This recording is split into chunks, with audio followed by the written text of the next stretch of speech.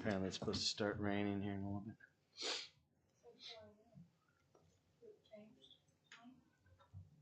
Well, we're not getting out of here before that time, so. I'd like to call this meeting of the Fort Scott Commission for February 21st, 2023 to order. Will please take roll call. Josh Jones. Here. Tim Van Hookey. Here. Edwin Wolhoff. Here. Katie Harrington. Matthew Wells. Here. All rise for the flag salute. I pledge allegiance to the flag of the United States of America and to the republic for which it stands, one nation, under God, indivisible, with liberty and justice for all. We'll invite Chief Shelton to pray for us this evening. Pray with me. Heavenly Father, we thank you for all the blessings you've given us. Lord, we pray that you be with our community this evening and our city commissioners, Lord, where they make decisions to the betterment of our city. Lord, we ask for guidance and direction. Lord, and everything we do, we want to glorify you. Father, these things we praise you for and pray for. In Jesus' name, amen.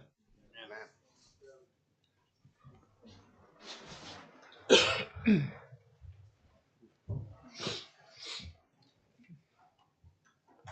E.A. Mosier put together a list of sayings about city government, and one of those was, don't spring surprises on your fellow governing body members or on your city staff, especially at formal meetings. If a matter is worth bringing up for discussion, it is worth being on the agenda.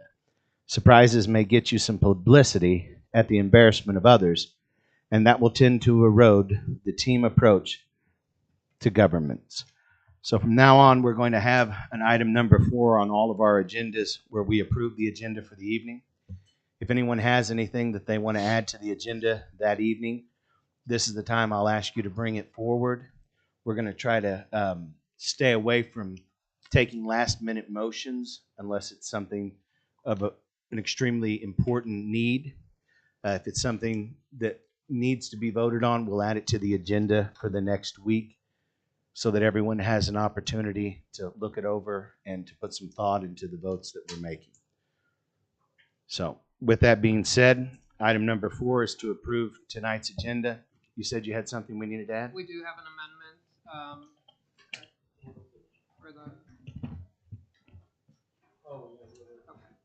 for the consideration of Brad Matkins' contract for city manager. And Mr. Mayor, I would recommend that since we just received that contract last week and there's been no discussion and to accommodate the public speakers that may be here this evening, that we move that to new business. At the end would be item H, at which point I would recommend that we go into an executive session. And that's my motion. Does anyone else have anything they want to add to the agenda for this evening? Well, I'm adding an item to the agenda. So. Yes. All right, if we're all good, I'll entertain a second. I'll second.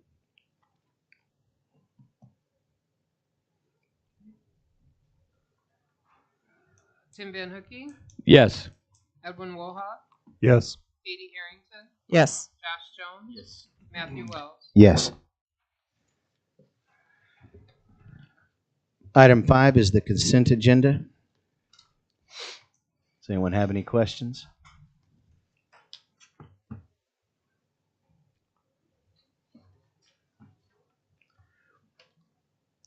If not, I had a few items that I wanted to ask about. One was there was a charge on there that I haven't seen before for Planet Tech. Does anybody know what that was for? And then there was an additional charge on there for something called Vermont Services. It's a new one. Vermont. That's Tyler Technology. That's Tyler Technology. Okay. Yes. And what was the first one? Sorry. Planet Tech.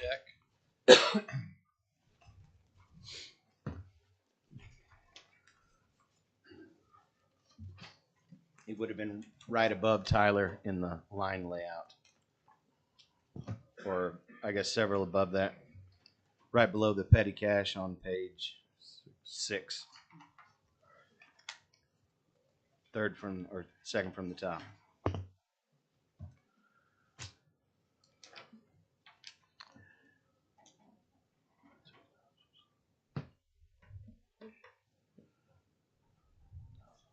I'll have to look at that one. Okay. Commissioner Harrington, didn't you have a question on Oh, yes, yes, yes. the state treasurer, the State- bond payment? On this, Brad, have we contacted the state to let them know that Janet Guilfoyle no longer works for us and that it needs to go to another individual To the per state? state regulations? Yes. Yes. We've done that because it stated still it was Janet Guilfoyle Okay. on these. Should be Devin. I'll check with Devin Okay. tomorrow to make sure. And then I had one more question on the franchise fees. It was my understanding that we had received, or we were to receive cell phone franchise fees from AT&T and Verizon, but I did not see those in the franchise fees.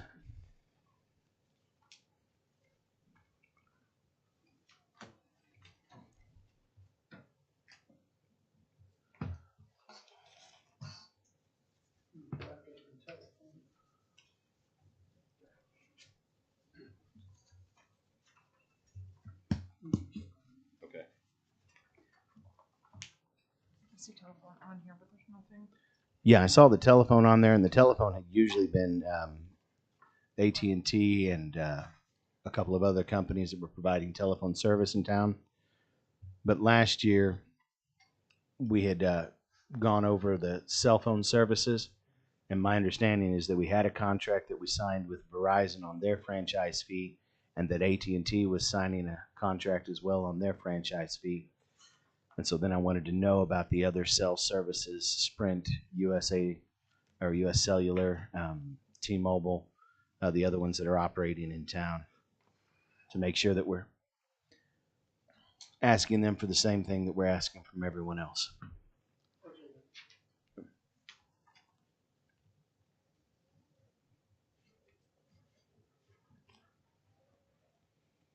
And then the 2 bonds that we're paying on, what were those 2 bonds for?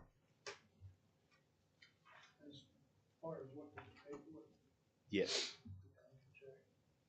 Do you know when they're? Do you know when they're up? I would imagine they're both 20-year bonds. Josh, do you know when they're up when The we're done? 2021, I think, is the one we redid when we combined them all, but I can't remember. And the other one's supposed to roll off in Yeah. 2026, right? Okay. Yep. I didn't have that information on me.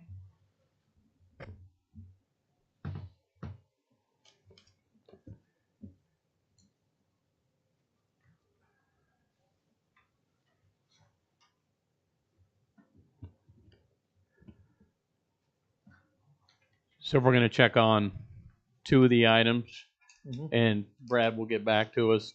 And so with that said, unless there's any other questions, I would move to approve the consent agenda. Second that.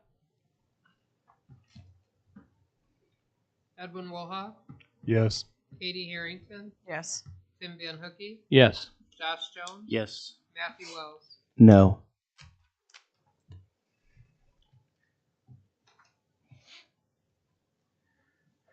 All right, item 6 is our public comments for this evening. Do we have anyone sign up?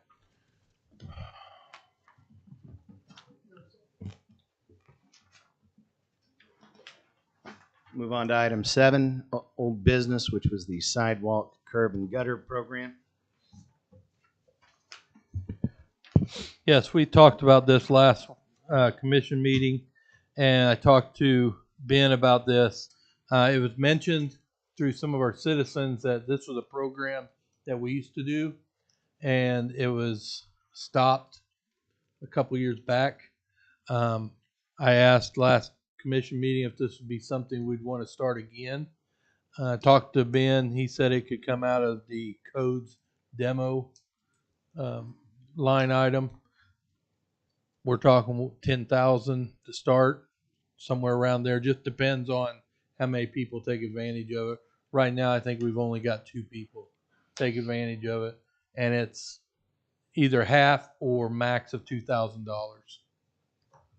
So I feel it's a good program because doing a full sidewalk is going to cost us a lot more than $2,000. So, Brad, do you have a figure of what, if any, we had left carry over from last year's demo budget? $22,000. 22,000, and we budgeted 50,000 for Yes. this year. Yes. So we should still be able to do what needs to be done as far as the unsafe structures goes. My only concern is, again, if it takes off, you know, right now you've got 2 people to do it. Let's say they both get $2,000 apiece. We budgeted 10. That means only 3 more people can do it. And what's our response going to be if and when another 9 people come up and say, We can we only want the do same thing? this year. We can only do what we can do. Okay. So Okay. But no, I think it's great as long as the codes team is up to snuff on what the document requires. Mhm. In other words, a good contractor pre-inspecting, post-inspecting the work that's done. I'm all for somebody that wants, if we can give someone a leg up of making that street better. But I do want to make sure that we're in good shape with our demo budget while still being able to accommodate as many people with interest in this program as possible. So we might have to revisit at that time if we are overrun with people that say, Right. hey, I want to do this as well. So I just wanted to vet that out there. Other than that, we had 22,000 left over from last year. This takes us to like a $62,000 budget, even with the 10,000 gone for the unsafe structure budget. Okay. So how much are we putting in the budget for these curbs and sidewalks? 10,000? The request was 10,000. Okay. So do we have a motion? Yeah, I'll make a motion to approve $10,000 in the budget for the curb and sidewalk program for 2023. I'll second.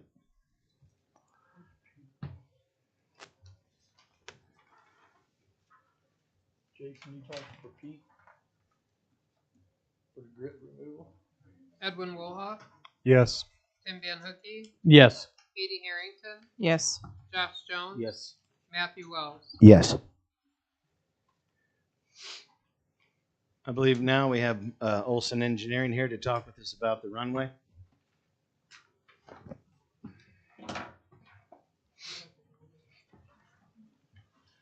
Good evening, Commissioners. This evening I'm going to have Brian Coombs with Olson to come discuss.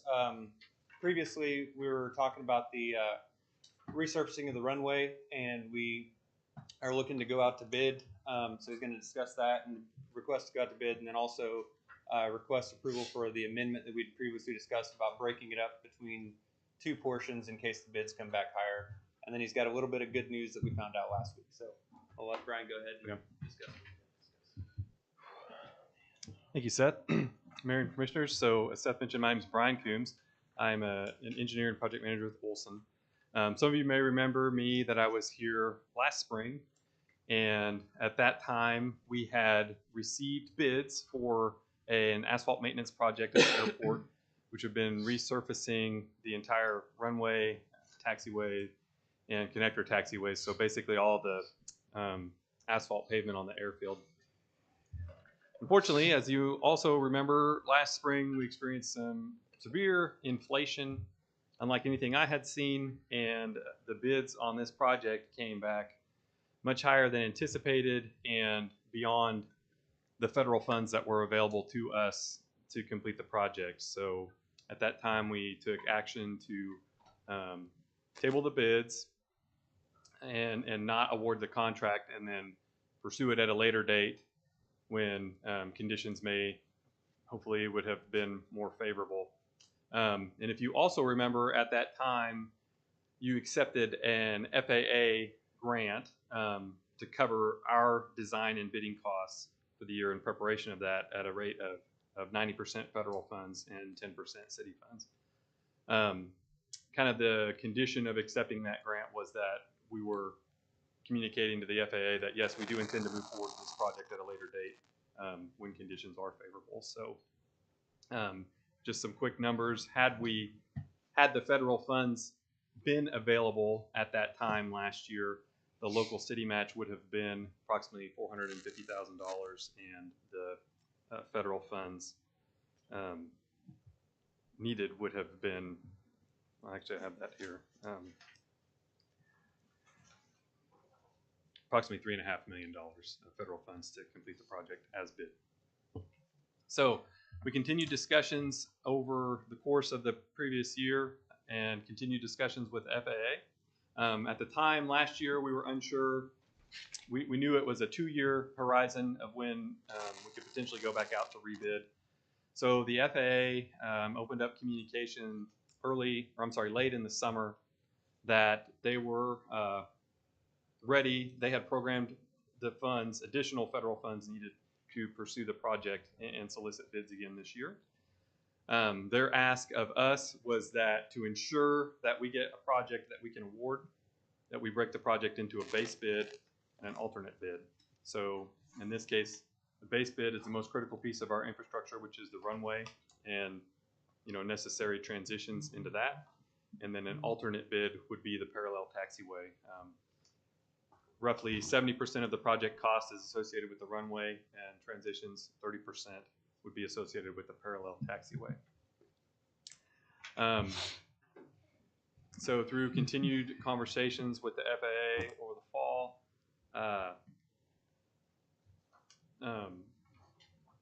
again, they have programmed additional funds, and right now, so last year you were slated to receive what's called state apportionment funds, which is other airports' entitlement funds throughout the state that they repurpose to you. This year they have programmed some discretionary funds in the tune of about $2 million. You have your $600,000 of entitlement, and then they also have an additional pot of state apportionment funds to where I believe the total federal funds that they're planning are in the neighborhood of $3.2 million. So the FAA has stepped up and secured additional fundings. In the event that we go out to bid and we get similar prices that we had last year, they have secured those additional funding, and then they have also asked the question that in the event that we do get the same high numbers that we got last year, if you recall, there was some additional funds for airports as part of the bipartisan infrastructure legislation, or bill funds. So in addition to your $150,000 of entitlement funds that you get every year, have an additional $150,000 of these bill funds that can be used. So we have a little bit of a backstop there to buffer us. So we are in position to be able to fund from the federal side on that entire project. So through communications with the city staff last fall and through the new year, we believe they're in position to cover the local match for the project. And so right now we're coming to confirm that you would like to proceed with advertisement for bids along these lines.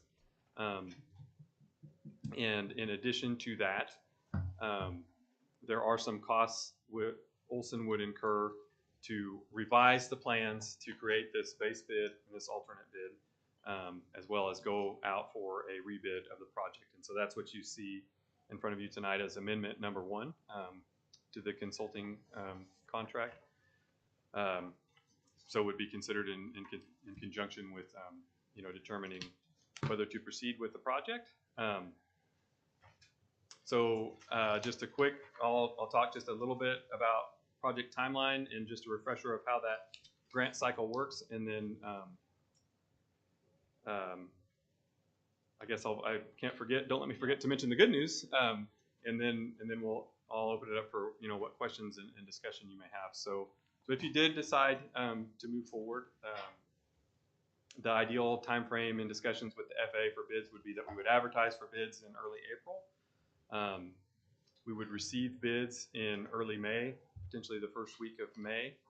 And then at that point, we would come back to you after the bids were opened and we were able to determine the final proposed project budget. We'd come to you for concurrence in those bids and permission to submit the formal grant application to the FAA. I know that seems, it's different than most grant applications. The FAA does all of this pre-planning and pre-coordination in advance of the formal grant application. But they, most of the time you write a grant application, then you go get the project done. In this case, the FAA wants you to write the grant application for the exact amount of the bid of the contract. So that's the way it comes that way. So we'd come back to you with the grant authorization to concur with the bids, submit the grant application, an amendment for us to perform the construction inspection and materials testing, and then we'd be hopefully in position to proceed with the project. So you also have in front of you at this point, based on the construction cost estimate, which we've updated to reflect the bid prices that we received last year, the city's local match is approximately $447,000 for the entire project moving forward at this point. If you recall, a big portion of that is rehabilitation of the connecting taxiway to the box hangar at the south end of the apron, which we had extensive discussions with the FAA last year, and it was determined that that is an ineligible expense on the grant. So the projected cost of that maintenance is around $63,000. So we worked with city staff last fall and submitted an application to KDOT Division of Aviation to cover 90% of the cost of that taxiway. And we just found out last week that we were successful in that application. So KDOT has pledged $57,000 to cover 90% of the cost of that maintenance, which theoretically should reduce your local match burden accordingly, which would put it down, below 400, around 390,000 is our projected local match right now. So I know that's a lot of information in a hurry. So happy to answer any questions that you may have at this point for either myself or for Seth. So I read through these many documents that we got to kind of digest here on this. And you're saying as far as the taxiway area in between there that they said, and you went out to go to KDOT, but I did see some language in here regarding KDOT asphalt and stuff like that previously that they had said that would not be approved to do it that way. Right. So that's a separate issue. So, but for the taxiways, they're okay with it. It's just the runway was the bigger concern of the two. No, we will use FAA asphalt on the entire airport. So okay. We will bid this as one project using the FAA specification. KDOT's gonna just do give the us work. $57,000 to do that work to the FAA specification. The mention in the document about the KDOT asphalt was so typically the cost to rebid a project would not be considered an FAA eligible expense. In this case, we just talked with the FAA and they said those were extraordinary circumstances that we experienced last spring. And so they said the cost to rebid would be considered an eligible expense, but they asked that we write a justification memo as to why it was extraordinary circumstances. So that's one of the attachments that you probably got the pleasure of reading. So part of that was when we got the high bids, we went through basically what are the things that we could modify to get lower bid prices. And one of the, one option would be not use FAA asphalt, use KDOT asphalt. Well, the FAA told us, no, we don't consider that an acceptable option. So that one got ruled out among, a few others in that. Okay. I was just confirming that because, as I said, I did read through this. And when you said KDOT for the asphalt between the taxiways, right? Did somebody change their mind on that? If we were to do a totally separate project that was only funded by KDOT and not funded by FAA for a certain piece, then presumably KDOT would allow us to use. And are you saying this total amount does or does not include the parallel taxiway, or is it just the runway? It does include the parallel. It does include the parallel yes. taxiway. Yes. So because you had talked about an alternate bid, one for the runway and one for the parallel taxiway when you first started briefing us. Yeah, so this total cost share of approximately 450,000 without the KDOT funding includes all remaining costs to complete the whole project if they come in, you know, similar levels to last year is what we received last spring. You know, the price of asphalt isn't tremendously lower right now than it was last summer, but the difference is when we hit the market to bid last April, that was at the beginning of what everybody knew was going to be a big run on asphalt oil and diesel fuel through the end of the summer, which ended up happening. But people were bidding the speculation and the risk of the unknown of that run in. I'm hopeful this year that while the prices haven't necessarily come down a lot, they're at least appearing relatively stable or more stable than they were for these types of materials. Well, and I'm trying to remember what we had budgeted if we had got a favorable bid. And Seth, maybe you know, last year that we were going to be able to go through with this, because the number now is about $450,000, right? I think we were budgeting around 350. Yeah, so it's still an increase of $100,000 to get all of it done. Which we had a fund set up for that, right, Seth? Yeah, we Yeah. moved some of it for the engineering costs that he was discussing earlier, but what we had was about 350,000 before stuff started to take. Do you know what's in there now, by chance? Didn't mention it last time, but I don't know off the top of my head. Yeah, the red. Yeah, I think it was around 2. Yeah, I think it was close, a little over 200. I think is what it was. And you've got So about 100,000 of that coming back. what did we budgeted before? This was budgeted from, when I was. It was we took the money that was for the original expansion, and since that wasn't a project anymore, we took that to the resurface. And that was probably, the original expansion was before me, so 18, Yeah, 17. it was started before I got Okay. here. Yeah. For you, so. It's just So then- been yeah. sitting there, yeah. Somewhere we would have to come up with another $250K. Or- Not completely, because we should get. We started at 350, so it should be that 100,000 because some of it's already been taken out Yeah. for all of their costs. And Yeah. Okay. So even though there's less, that should come off what we've already paid, so. And we should get some money back too. Is that Yeah, correct, Brian? so right now, so we executed this. This is going to get a little bit into the weeds. We executed this design-only grant last summer, which is going to reimburse you for 90% of the cost of our design contract. That reimbursement hasn't happened yet because the FAA is waiting. Yeah. If we can only award the base bid, you're only going to get 90% of the reimbursement of our design fee that went towards the base bid portion. Yeah. If we award the whole project, we'll get 90% of all of it, which is what we think. So the FAA has been kind of slow rolling us to see what Right. we're actually able to award. If we can award the whole project, you'll get 90% of what you expended to us in the design contract back, which And is so- going to be approximately 800,000. And then with that KDOT grant, that brings us down to where the total cost to us is going to be somewhere between 380 and 395,000. That's what we project, yeah. Of which we have about 200K left in there now. Right, but we'll get 100,000 or so back from the grant that we applied for. That, so that'll bring us back up closer to 300 and some thousand. So they come up with $100,000. Yep. So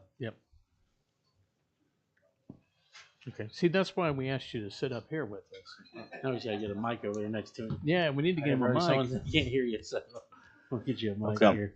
one of my questions, and I may have asked you this last time, because we ran into the same issue at the city with some roads that we were looking at doing because of the price of asphalt. So we went with concrete because it was significantly cheaper than the asphalt. Is that something that could be considered or an alternate bid with this? If we were building new, I would recommend that we take that route. Since we're looking at an overlay, we can apply 2 inches of asphalt, which even though it's at a higher rate, to build concrete would require essentially a reconstruction, which would push this into probably the $8 to $10 million Did we range. get our I mean, expansion we've been talking about for? So this it's an expensive job. There's no doubt, especially with the FAA asphalt specification and the price increase that drives. But this is a heavy maintenance project to hopefully get us through to that point when we have, maybe we envision what the plan is for the future expansion. Okay. So I don't know if I sidestepped your question, but there's a lot of say we did a concrete overlay over what's out there. Well, now we've got a big edge drop. Now we're into replacing the entire lighting system plus the cost of this concrete overlay. It kind of mushrooms balloons pretty quickly. Okay. But I'm a huge advocate of concrete as well. Okay. New runway lights, let's do it. We've got that on our capital improvement program Okay. down the road. But Now we had talked about an additional stub out, I believe, on the west side of that runway.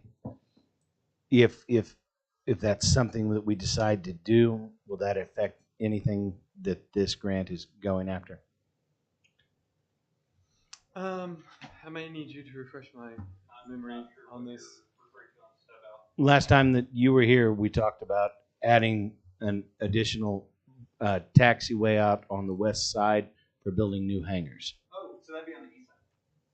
Back on the east side. It'd be on the east side of runway and taxiway. What Okay. I would refer to, if that's what we talked about during the capital improvements. Yes. Yes. That's completely far away. It shouldn't be affected. Okay. Oh, our taxi lane. Yeah. That would, yes, this would not affect Okay. that project. That's on our capital improvement program within the upcoming 5 years. So Okay. it's a matter of getting through this, banking up more of our entitlement funds, and then hopefully we're able to award this without dipping into those bill funds that we have that are intended to let us get to items like that. Okay.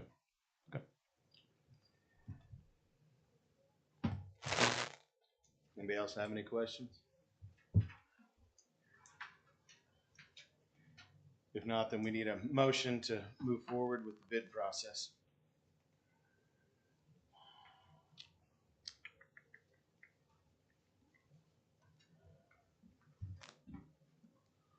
I'll make the motion that we move forward with the bid. We have a date. It's a pre-construction meeting. You're looking at pre-construction March Yeah. 22nd, I believe, and then bidding it out pretty quick. Doesn't have dates on here. It's from Yeah, I thought 2022. that on March it. 22nd date was 2022. Oh, that was. Yeah, that was this last is. time, yeah. It says March. Yeah, it What was did you just say earlier about? 2022. Yeah, so We need dates. if you authorize us to proceed, we would work to advertise for bids the first week of April, and then sometime around mid-April, we'd have another pre-bid conference like we did last year to invite contractors and get in detail. We'd open bids on or around the first week of May, whatever worked best with commission schedule. So if we open it that first week of May, it'd give us another week to evaluate the bids, and then hopefully bring them to you. That third Tuesday in May. On your exhibit, can you just explain light item 2 and 3? Just kind of help me understand what the bid entails.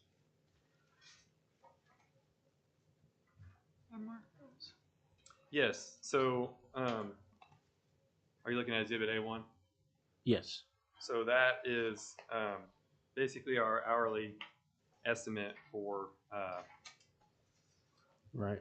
Lines 2 and 3. Yeah. So the way that the FAA, so for the design phase, the FAA has us write our contract as a lump sum amount, but to justify that lump sum amount, we give an hourly estimate. And so the contracting mechanism that they use is what's called cost plus fixed fee. So line item 1 is the direct salary of the folks working on the project. Line item 2 is that direct salary times Olson's overhead rate, which is an audited number that we get from an audit. And then line 3 is the fixed fee that's applied to, so what's our direct costs plus our overhead plus that fixed fee. Are these federal rates? Because I noticed the mileage is not for federal rates anymore. It's went up. I may have wrote that before it went up to, Okay. it's like 62 cents. Yeah, it's now, not so, 56 cents a mile that's anymore. Probably outdated. Okay. And again, this is intended to justify Okay. our total lump sum amount. When we come back to you for the construction phase services. Those we actually do just bill for what we use. So it'll be this same mechanism, but rather than you paying us a fixed sum, we'll only invoice what we actually spend. So in that case, yes, we would correct that mileage to the federal rate. And in fact, sometimes though, when we use our field services pickup trucks that have some extra equipment on them, we actually increase that to 75 cents. But anyway, so that little bit of mileage is to attend the pre-bid conference. All right, we have a motion. Is there a second? I'll second it.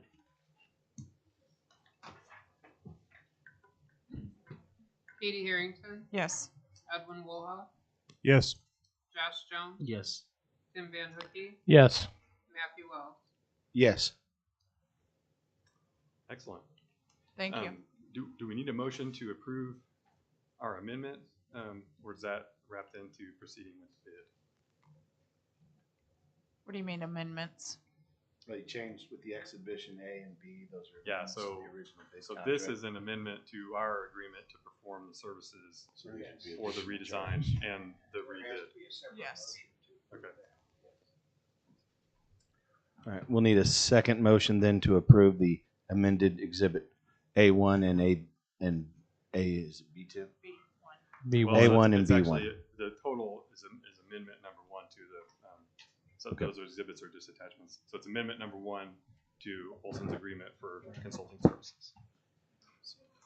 All right. I'll move to approve amendment number 1 from Olson for the runway project. Second.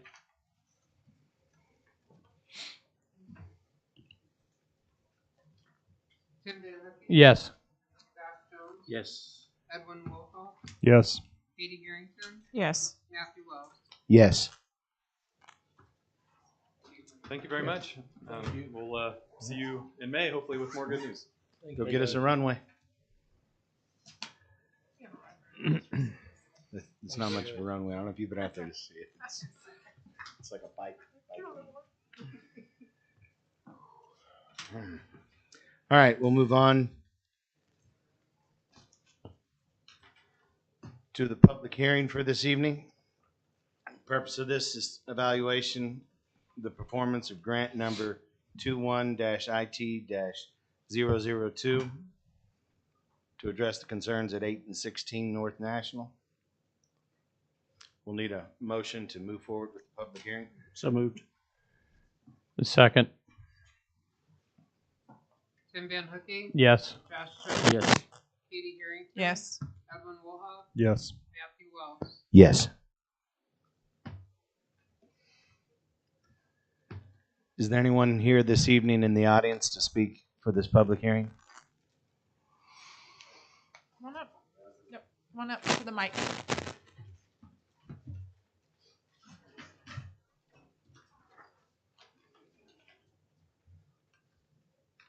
Is this about a specific topic? Yeah. Yes. Yes, this is. I'm gonna do like an open mic about my own discussion that I was hoping you guys would want to hear out and everything like that. Is that? Oh, that would have been during our public comments time, and unfortunately, y'all arrived after that. I'm not saying that we can't have public comments later, but right now, we'll have to conclude this public hearing first, and then we can address that issue.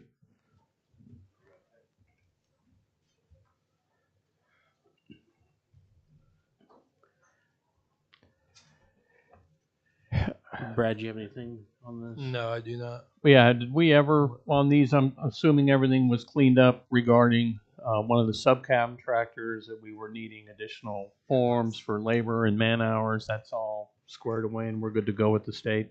Yes. Yes. Okay.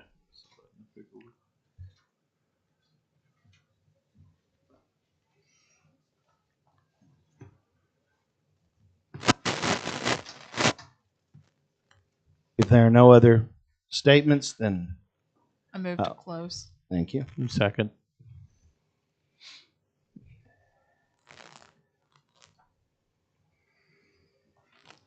Edwin Woolhoff, Yes. Tim Van Hookey, Yes. Josh Jones, Yes. Katie Harrington, Yes. Matthew Wells. Yes.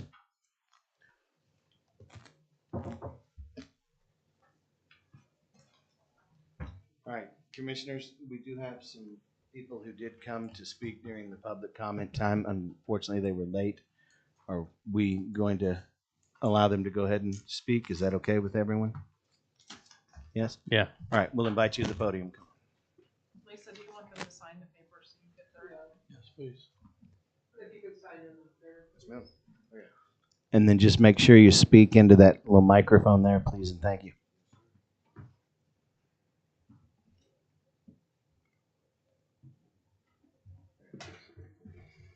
All right. Hello to the committee of Fort Scott. My name is Marquise Hayes, and among other college students, me, myself, and I, we and other college students, that was terrible grammar. I'm sorry, but I go to the community college, and myself and other students, we came to play football, and understandably, I understand what happened, and obviously tragic news, but I'm here today to bring up an amendment or just a discussion that you guys could possibly have about bringing back the football program to Fort Scott. Reason being, we should bring back the football program. There are a lot of obviously. Oh my God. Go ahead, you're fine. Obviously, Fort Scott. It's a small town. It's a small public little town. It's a great town. I love it here. And along with a lot of kids in high school that most likely want to continue playing football throughout their whole life, they don't have any other option because it's not like they're going to get any recognition being here. People use that community college as a last chance and as a last resort for them to excel their career. We had 2 Super Bowl contenders here at this school. We've had Devin White and we've had Jason Pierre-Paul play at this school.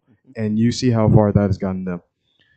And among myself and others, we would possibly love to come back to another meeting, bring some college students who would love to discuss bringing back the program as well. Because this program football is a really big thing to a lot of other people. Think about how you felt when we had football at the community college. You would bring up your kids or you would just bring up your whole family and you would love sitting in the crowd. They had a terrible record. Yes, understandable. I understand that. They were really terrible, but there's always room to improve and change. We would get new coaching and we would make sure what happened does not happen again. Because obviously what happened is a really tragic event and that should not happen on any matter when it comes to stepping on the turf. And I'm here today just to throw out this amendment of bringing back the football program at Fort Scott Community College because this is just the last chance some people will ever have to play it again. Any questions? My one question would be, have you guys gone and talked at the Board of Trustees meeting that the college has? I have no idea when that is. We haven't So got it. it was yesterday, and so this, the city has no say on whether college is brought back to, or football is brought back to the college. Yeah. So the board of trustees at the JUCO would be the ones to talk to, and they had their meeting yesterday. They have it once a month. But, and Thad, is that right? Yeah. So, one of us can give you the names and numbers of the board of trustees, I would love that. and you can call them, email them, and we can get you in touch with the right people. Yeah, we can put you in contact also with Matt Glades and an organization in town that has formed for specifically that purpose to try to get the football program back because it was a proud program. It was over 100 years that we had it here. Program. They had several national championships, and I, for one, would love to have the Greyhounds back and playing on the field. So I would love it. yes, Unfortunately, this body has zero Yeah. control over No, you making guys are that good, happen. We would but- have a better opportunity of voting on an NFL franchise than trying to make the college bring the community college team back. But we can offer you our support. yes, See, I have the council behind me, so we already That's right. this is a good start. there you go. But I would love to, if you have the numbers and names of these people. I mean, are you guys still discussing anything right now, or We Yeah. haven't finished the We have meeting, a but we'll meeting. put. I think we probably still have Thad's information when he worked here, so we can send it to him, or yes, he can get it to you. send it to Thad. Yeah. and that would be really great. And I'm glad I have you guys on my side. Let's bring back the Greyhounds to Fort Scott Community College, people. How you feeling? There you go. There you go. All right, let's go. Thank you.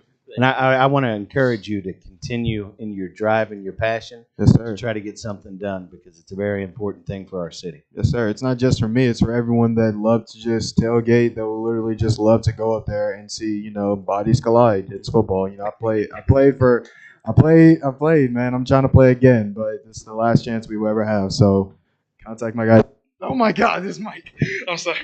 I keep bleeding it. But contact my guy Thad over here, please, and let's get it going. We will. Thank you very much.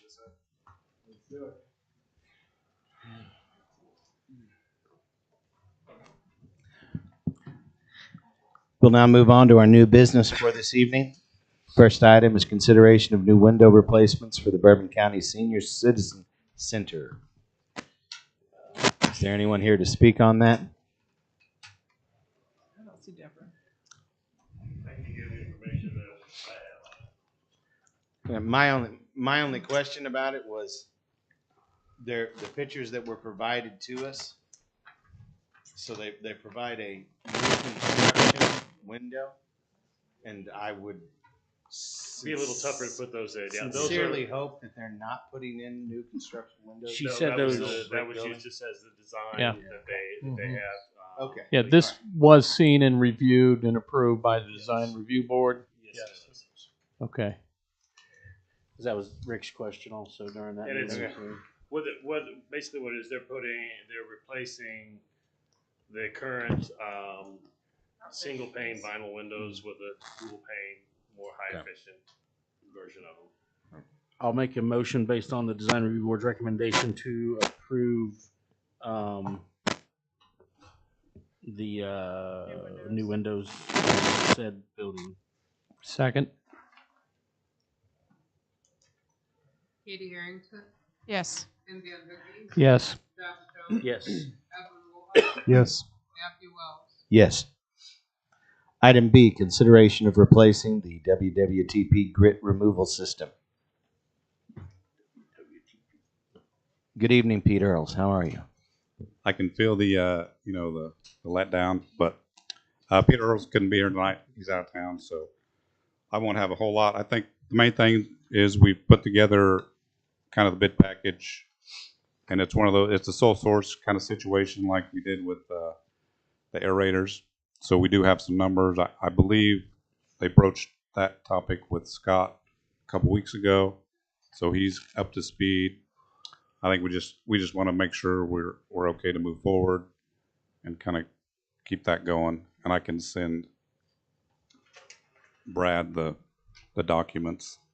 Would you refresh my memory, if Brad or Ben, if this was budgeted for, and if so, how much we budgeted for it? I'm fairly certain it was not budgeted for.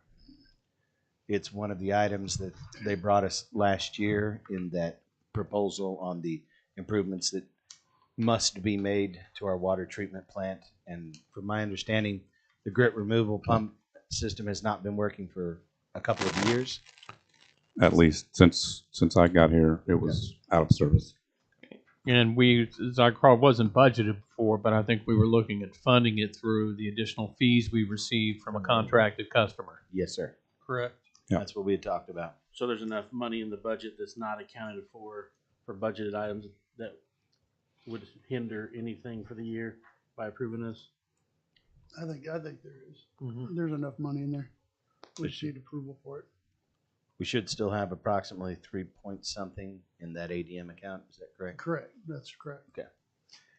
So, Jason, if you would, for the folks at home, just give us a quick synopsis of why it is extremely important to have this piece of equipment up and running. So the main, as it's called, grit removal. So as the waste comes into your treatment plant, the main function, that's actually the headworks building. So the first stuff that gets there goes here. So any of the larger objects, and nowadays a lot of the wipes get flushed, and they're supposed to be flushable, but they end up in your treatment plant. So a big function of that is being able to get those out of there. So they haven't been removed for a while. I know they do catch some stuff in the bar screen, but whatever gets through now goes straight to your system. So what happens is that grit accumulates over time. So it's not just, the lagoons you've dealt with, that sludge removal. So it's similar to that, but it's actual just hard grit. There's sand and all kinds of stuff that gets in there, wetting rings, all kinds of stuff ends up at the treatment plant. So part of this function is to get that out before it goes through the treatment process, which, gains some efficiencies and keeps that running as it should. So, Jason, what we got in front of us here that I think you probably provided was we've got a cost for removal of the existing system and supply and installation of a Smith and Loveless grid equipment. It's got a price of $607,011. Yes. And then the second page it's on there is another piece of equipment from Grundfos for $29,900. I'm trying to think of what part that is, because there's multiple parts to that, because you've got to get the grit pumped. There's a tank on there. Booster station Yeah. tank. Yeah. And a startup. At the water. Right. Is that for the water reuse? Mm-hmm. Yeah. Is that part of? Or is It's that... technically not part of. That was in all those items that we did with that evaluation. That was one of the items. That was the cheapest thing. So that water reuse pump that's there, as soon as you come down the stairs, and kind of just off to the left, there's a pump and some equipment. That's the water reuse system. So that pump has had some issues. So that would actually be a separate item. So it is kind of separate. So it'd be $636,911. So my question is on that separate item, is that a sole source thing too, or is that something that needs to be bid out? In the grand scheme and the cost of that, we didn't feel it was worth bidding that out. But yeah, you could. Yeah, I mean, this is where it gets tricky, because I mean, I know what you're saying, but when we veer away from black and white and get into gray areas, at what point do we? Yeah, and some of that, some of the control equipment is kind of proprietary to what you've got now. Some of that is a little bit sole source, but yeah, a pump and a tank like that. How time sensitive is that pump and tank? I think it's probably okay still, but we can try to put together. I think we've got 30 days. I mean, we can, if we need to go out for 2 more bids for that, we've got time. We're okay. Yeah, and we just want to get, we want to get to make sure that 607 doesn't change. But I don't feel we're in any. Well, on the danger. 607, it was the sole source. Yeah, we're not too. in We didn't go out to danger anybody for that. We're not in any Correct. danger of doing Here's it. my only problem with the booster station, and that usually we go out for bids. Now bids already been turned in, so it's kind of. But That's true. I understand. So, but I think the proper way would be send it out to bid. So, but that's a separate item. So right now we're grit system. Yeah, and that might have been just the supplier had both. So And just for transparency for anyone that's watching the meeting or following the meeting, why don't you provide just kind of a reason, like on this $607,000 piece of it, of why that's not a 3-bid process for that work? again, with the wastewater treatment plant systems, there's only a handful of companies that kind of produce that kind of equipment, and we try to find the best cost available for that. So yeah, could it be a different pump? Smith & Loveless is a well-known company. They provide excellent equipment, but there is the company that's doing the booster pump is a different brand of pumps. But as far as the grit removal system, but it's the whole process. Kind of, I can compare it to that aeration system. So we wanted a particular result, and your old system was, however old that is, 20 years old. So in 20 years, the way that stuff is is done has changed. It's become more efficient, does a better job. And it's kind of a similar idea with the grit removal. You know, there's only a handful of companies that want to deal with that anyway. Yes. So this company, do you know for a fact they have this system in place working somewhere else efficiently? I can get you information. I'm sure they do, but I'll have to get that to you. Yeah, and I mean, we trust Earl's Engineering, but very much so. But by the same token, again, I think we seem to be seeing some of these single source things come through here right now, and I don't know what the rest of the commission would like, but I would like to at least start to see a couple of bids on this kind of work coming through. And even if it comes back and it says, well, nobody else can do it, that's great, but at least we've done our due diligence on it. Yeah. Now, the grit removal system itself, it has to hook up to a set of header pipes. Yeah, there's So piping. And, yeah. if we went with another system, would that involve replumbing? That's There could be. I mean, even with what we proposed, there could have been an entire different way to do that. So I think the way we have it now, we try to utilize as much infrastructure that's down there now and just kind of reconnect. Because there was some talk before about, you know, I think the one you have now kind of goes down and has to be sent back up. So there was an option where you could try to do it all up. But then was there room in that building? You know, there's a lot of considerations for that. And there's different requirements if you're up there versus down at the bottom. now to address Commissioner Van Hookie's concerns. What would be the bad side of us holding off and looking for another bid? I think to Josh's point, On the we just gave the on the numbers. first one or Either on, one. on the grit. Well, I'm I'm talking about predominantly on the second one, You're but talking about the second, absolutely okay. going forward on the first Okay, one, never we would mind. like to at least hear that we tried Right. Yeah. to go to a couple of other people. And we can we definitely understand the issue with the wastewater treatment plant, and nobody wants that smell back here again. right. At least I haven't had anybody say, "Can we please get the smell back here again?" But I just like I said, I'm not impugning yourself or Earl's Engineering at all. But when we're talking, especially about these type of dollars, I'd like to at least feel like we looked to see if there was another option. And generally, when you do, like, say it's an entire wastewater treatment plant, so they hire an engineer like Earl's, and we're doing it in Pittsburgh right now, and a lot of it's getting rebuilt and redone and kind of upgraded.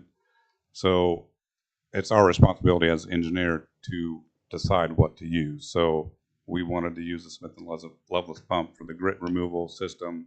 So we basically specify what we want and just go out and get the price for it.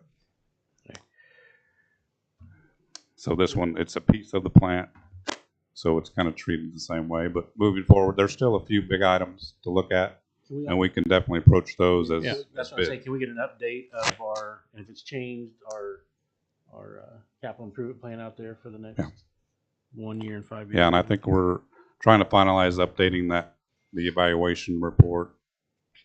You know, as time goes on, you know, now we've got to really fully consider the waste going into lagoons. So that's kind of where the aeration came about. And that still has a phase 2 that has to be done to finish that. And the Davis lift station is probably the next highest priority to make sure that overflow doesn't in fact just overflow into the river. So that's something, you know, normally again we would specify, you know, a generator, a pump from this company X, and then give you a price. But we can, instead of just doing that, we'll consider putting a bid package together with specifications and Well, on the keep that that way. booster station for $29,900, I would move that we see if we can get at least one or two more competitive pricing on that item, since it's not really part of the grit removal system that we have. So your motion is to go out for bids on the booster and the tank? Yes. All right, I'll second that. The booster and the Tank. Yeah, so wastewater treatment plant booster station and tank. Yep. Bid.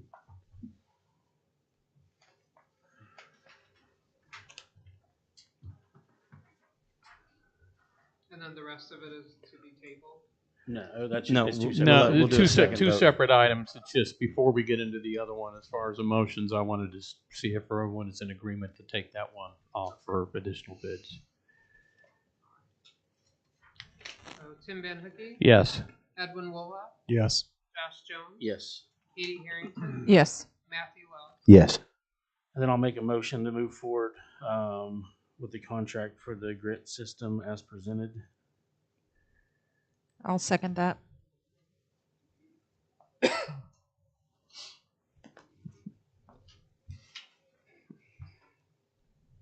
Josh Jones, Yes. Katie Harrington, Yes.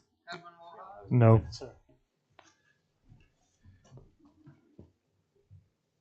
Tim Van Hookey, Yes. and Matthew Wells.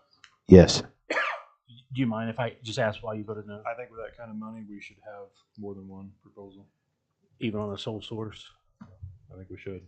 He has his right to No, I'm just asking. So on a sole source, when there's only one provider, you think there should be more? Why wouldn't we go out and get two more? Yeah, so I agree. So this has been a topic for sole source. So, and I'm just giving my thoughts on it. So when a director comes to us and says there's no other, you can't go after for more than one bids, we trust them. Now, if someone comes back and says something, then you're going to be out of the job. But I just say if we're not going to do sole source, we need to look at redoing our bid policy and taking the sole source out of it. So that might be something you look at if you can get our purchasing policy. We might just look at, because I don't disagree with that. Well, I don't either. But again, when you're talking about sole source, but then again, we need to be just as diligent when we have a pump and a tank. Right. That Yeah. let's not just lump the two of them together, one page behind the other one, and say, well, let's just throw this in there while we're at it. Because I'm almost convinced with my limited amount of knowledge that I have is that there is somebody else. Yeah. on And that I'm just tank trying that to, pumps for future reference, so we have this again, we don't have this. Maybe Sure. I'm we not can. saying anything against Earl's Engineering or anything. Yeah. Like that, but I have a hard time believing that this is the only company in the world that would do this. Right. Yeah, and it's a group effort. I mean, that still has to be fabricated and put together. So all the pieces for this grit removal system require multiple entities to create and install. So if somebody wanted to take it like a general contractor that deals with treatment plants wanted to bid that, it would be the same thing. They would go and try to find a pump supplier, try to find someone that can fabricate steel to build the grit removal, I guess you call it a bucket or whatever it is, hopper, and do all that. So you end up with the same pieces put together. So it's either we did it or a contractor did it and sent a bid. Yeah. The only thing I'm saying is maybe looking forward, Brad, we don't have sole source anymore. We send everything out for bid, and they come back and say, "Hey, not going to do that." So we need to look Or at they that. come back and say nobody else bid on it. This is the only bid. Just for future Yeah. commissions, don't Yes. we need to start fixing these things. No, as they I agree. arise, so. Yeah. Because I agree. So as far as the wedding rings go, does the city keep those, or do we try? They to might. I don't know. I've heard stories about them getting recovered and back to their owners. So. Awesome. Good to hear. But now it just goes right through. So. Well, we could fix another pump if it's a really nice wedding ring. Any other questions? Thank you, guys. All right, item C, update on 1107 West 6th. Jess Milburn and Thomas Russell to talk to us about the ice house. You want to talk, or you want to put it, table it? So I was gonna say, I can answer some questions on it, but we're going to probably want to reschedule. I can't tell you exactly what he's thinking. However, I've been through a lot of conversations with him as far as what he's looking at or his intentions are. But at the same time, I don't want to speak out of place for him.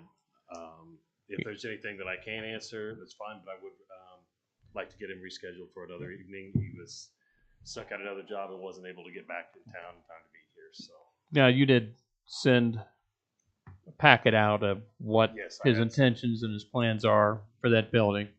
I read through it. It looks like a reasonable approach.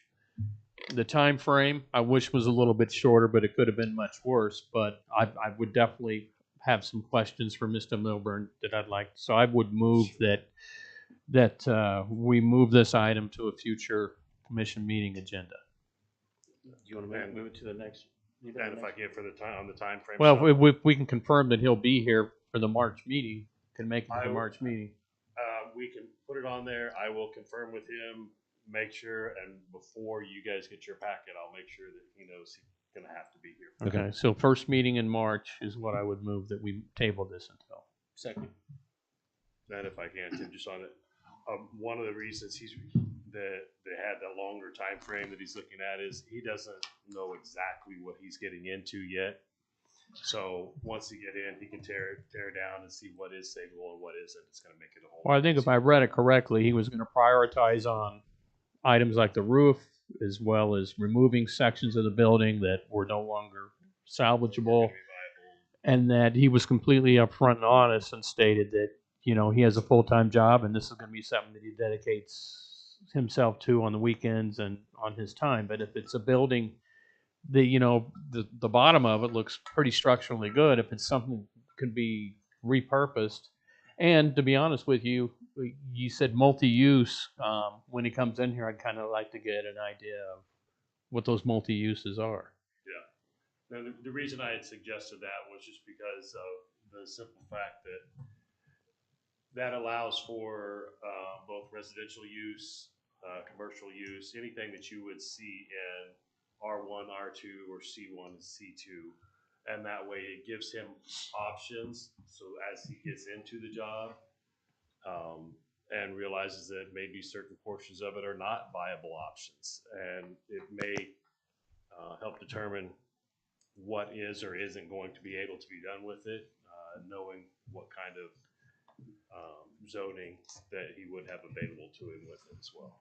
All right. All right. Thank you, Thomas. We have a motion and a second. Thank you, guys. Josh Jones? Yes. Katie Harrington? Yes. Edwin Woha? Yes. Tim Van Hooky? Yes. Matthew Wells? Yes. Item D, consideration of the annual water meter change-out program. Bill Lemke was sick today. I would ask to table that until next meeting so he can explain. Can we have a motion to table this to the next meeting? I'll motion. Second. Katie Harrington? Yes. Josh Jones? Yes. Tim Van Hooky? Yes. Edwin Woha? Yes. Matthew Wells? Yes. Move on to item E, consideration of Memorial Hall rental and fees. I would like to bring up the policy for use and rental of Memorial Hall.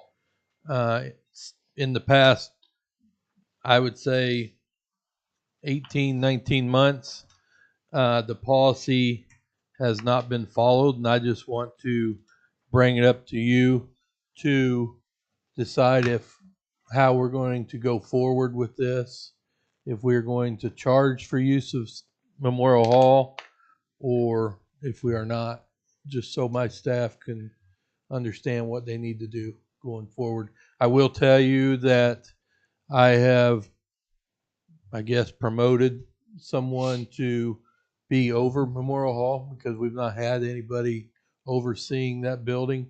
That way we can make sure maintenance is getting done. It's cleaned after events and things like that. Helping the people that are doing the events, helping them organize it and getting prepared for it. I feel that's something we should do, and we've got that in place right now. But the charges is not something that's been done. Yeah. Who did you promote? You don't mind me asking? Doug Guns will be taking over Memorial Do you Hall think there's along enough with the golf course. usage of Memorial Hall to have? He's still with all of his other duties and a few others. We do more with less. We usually have one event there a year. Good old days. That's about it. Oh, we've had a few more this year, but I mean, Bingo. Yeah, but they pretty much run. Well, and they've I'm- done good And on then running we had a themselves. comedian there a couple weeks ago. I don't think with that the Boy Scouts with their car race. I really feel we're going to have a lot more, and that is why. I mean, we're not. I don't want to run anybody off. I just want consistency, and I want guidance to which way our staff needs to go. Does So that's why I'm asking. does tourism have a lot of things scheduled for Memorial Hall this year? No. Okay. No, just checking. But I think Brad is hoping with putting Doug in charge of it that we will have more. We will have somebody actively taking a look at driving some things into the facility. Is that correct?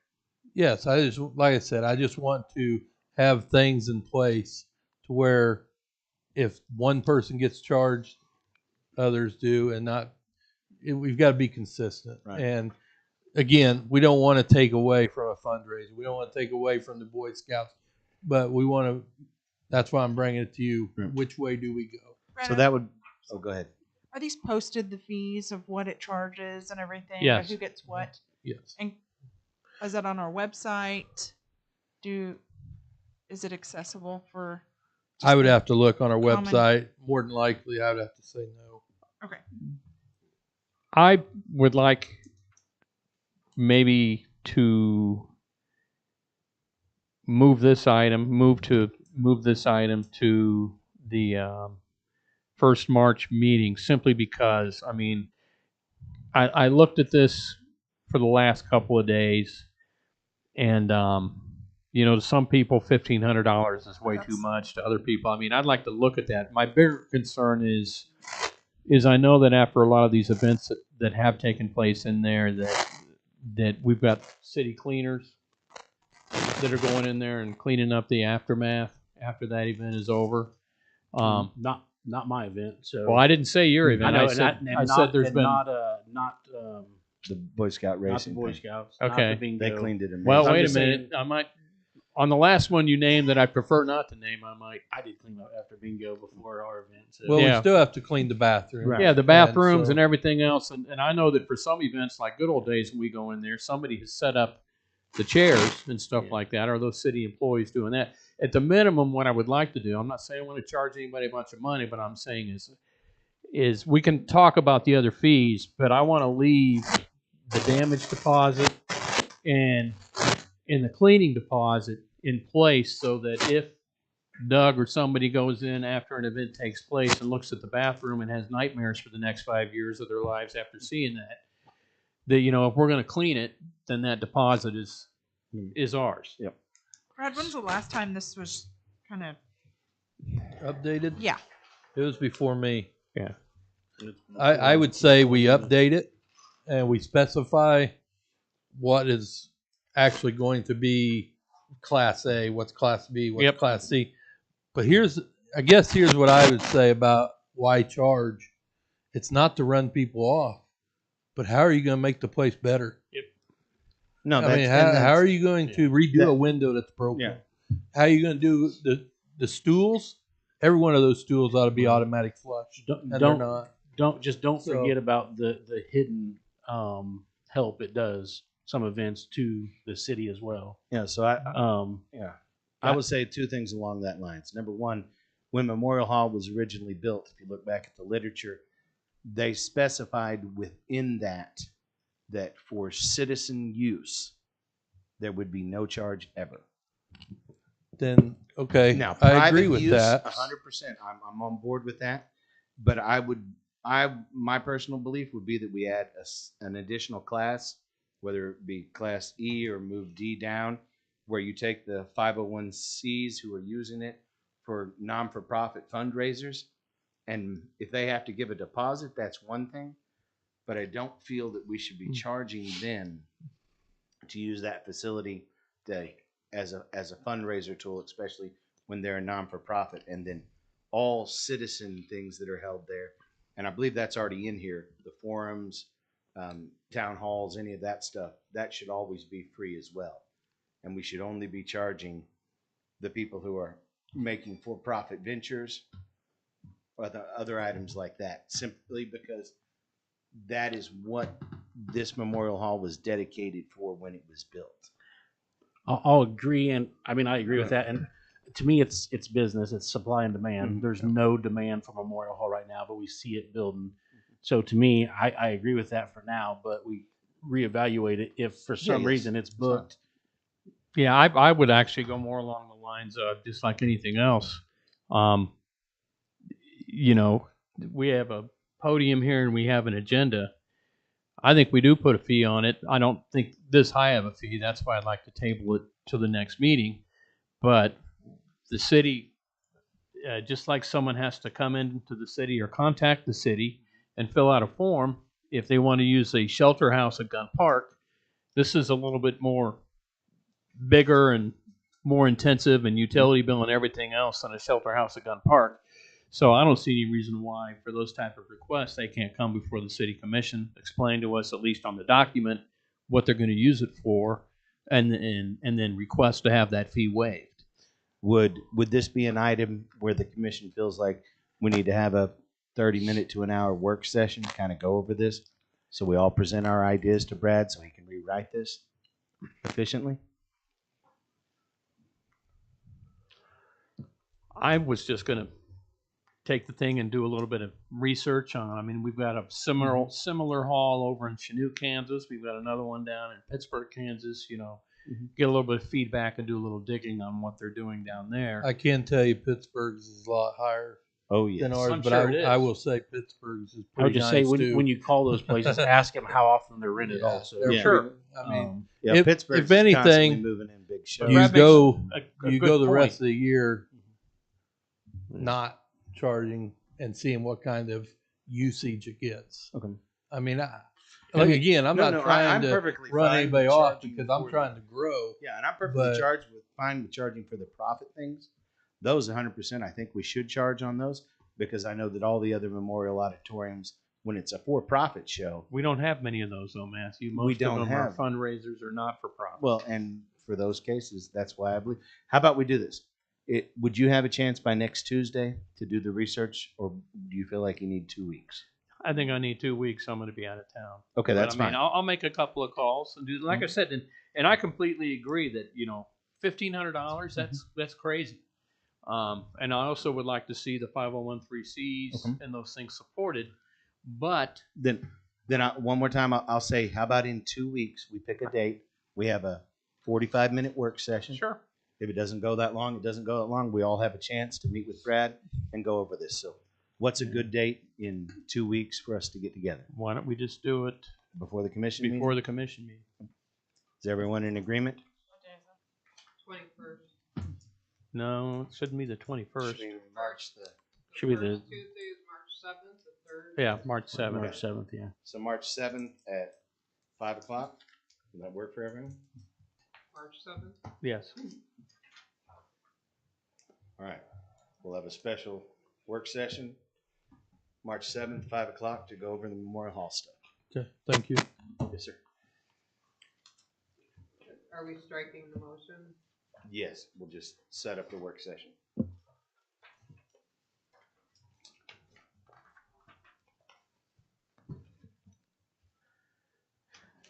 All right, next item was consideration of reappointment of the expired Golf Advisory Board members, John Leake, Mitch Quick, and Steve Harry. Have all those gentlemen expressed their desire to stay on the board? They said they would like to stay on until the end of the year. Did we send out? They're- No, that's what I was going to say. Their expiration, they that didn't Careful sound word very good. choice The term expired 12/31 of 21. So with that, we need. That's where I come up with the question: how do we go about doing that? That's where the boards have kind of been, misled. Do we let them finish the year? Or do we go ahead and go out for, just the other day we had a board say, well, if you want to stay on, we'll let you stay on. Well, that's not allowing somebody from the outside to come in and express, hey, I want to do it. And so again, that's another thing that we just need to be consistent on. If the three people that are up, if we want to say, well, you've got to go ahead and say you want to stay on, but there's three others that may want to get on also, then it'll be up to the commission to decide who they would put on there. So I personally would believe that we should go out when someone's term is up, go out. If that person wants to stay on, they can file another letter and let the commission vote. But we should always be asking the citizens if there's other people who want to participate. I think the reason this wasn't is because it went 14 months past their expiration before anyone noticed. That they were there. Yeah, because it expired 14 months ago. So would you motion then that we let them finish out the year and then I go think out for I new think all members? the advisory boards need revamped because you're looking at this, some are 2 years, some are 3 years. So that means every 6 years you could technically have the whole board going off because the boards have just, they need some revamping just to, This would be a perfect time then to put another work Yeah. session together to go over because advisory boards. like Brad on said, one schedules. the other day just said, asking if they're on. I don't know if the advisory board should recommend because a lot of times what happens, they recommend the same people who've been on over and over and over because it's hard to recommend someone new. I personally think it should just come to the commission without a recommendation. And I've talked to some board members and they kind of agree with that because, like I said, it's hard because you've been with your friends for 3 or 4 years. Yeah. But Would everyone, looking at your schedules, the next meeting after the 7th would be the 21st? Is that correct? How about 5 o'clock on the 21st? We get together for about an hour to go over the different boards, see about revamping those. the only thing I'd look at too is like I look at Pittsburgh Design Review Board. They don't have it in Pittsburgh. It's part of the Planning Commission. Yeah. So we have a bunch of boards that aren't utilized. Then we get more. We have electrician boards, a plumber's board. Maybe we should have a codes board with all of them together or something. I would agree that if we're going to have the work session, I don't want it to just be a review of the existing and what they do, but also a review of which ones do we still actually need. Yes. And changes to be made, like Josh suggested, on creating a codes board instead of a plumber and an electrician board. We can combine those into one board. Because I've looked through the boards myself already, as I said I was going to, and without naming them, there's a couple of them out there that I'm like, why are these even still here? So will the 21st work for a work session to go over boards? All right, we'll put that down for 5 o'clock on the 21st to get together for a work session on the boards. As far as these individuals right here, do we want to table voting on them till after we have the work session, or do we want to motion to leave them on till the end of the year?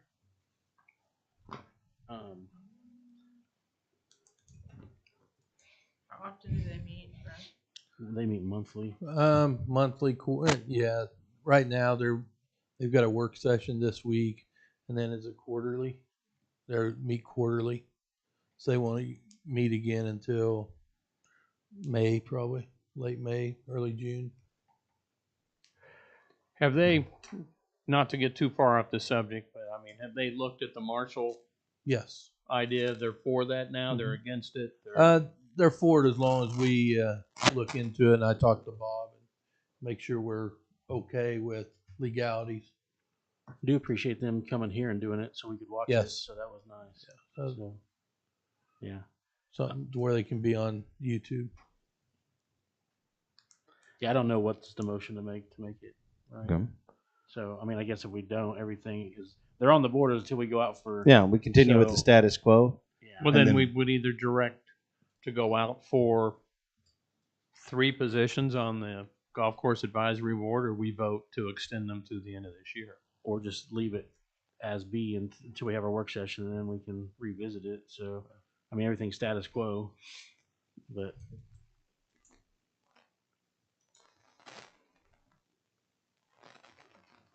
Well, if no one has a motion, then yes, sir. And I'm not speaking for or against. Thank you for the one. I'm not speaking for or against. I think if you've got a board that's doing something and making recommendations, they either ought to represent us or not. These people technically are not on that board. So my suggestion is you either say, okay, go ahead and stay till the end of the year or whatever, or you say, hey, they aren't going to meet for a while. We don't want that board to meet for a while. We don't think it's critical, and we're going to go out and solicit three new positions. I think you ought to take a position on it, just from a legal standpoint. Because even if we do, we can always go back and if we have Right. our work session, do something, we can go back and we can revamp the boards any way we see it anytime. Right. So I'll make a motion to extend the 3 members till the end of this year on the golf advisory board. Do we have a second? I'll second. Thank you, Bob.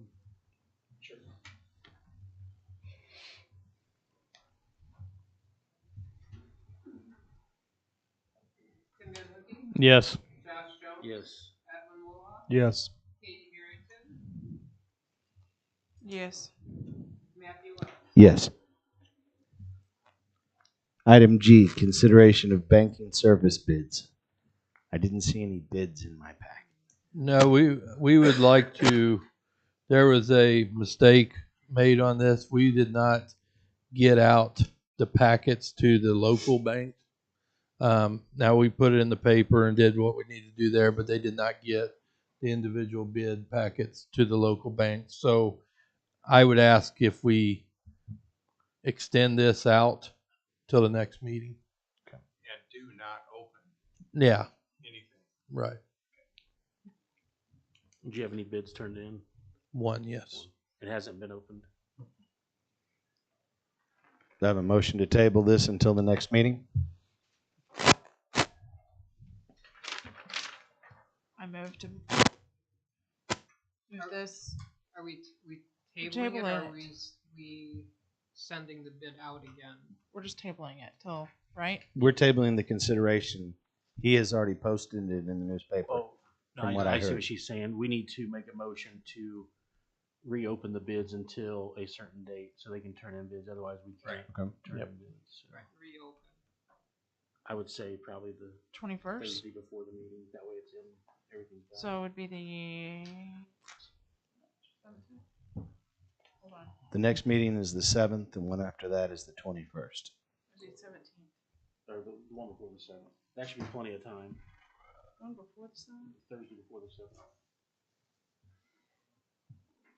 The 2nd. March 2nd. Literally next. Thursday. Literally next Yeah, that week. actually gives them just a week and 2 days. Like, Yeah. Which they've, You want it for the 21st? and it's just, this thing gets drawn out so much. I These know. people have literally turned in this bid to the county recently, so they have bids there. And they did get it in the mail after the bid date. So they have had it already for at They've least a got week it, or yes. 2 weeks. So Why don't we just say that we want it back then the 14th, which would be a week before our 21st meeting. that's fine. That's 2 weeks longer. What I'm saying is they've already had this paper for 2 weeks now.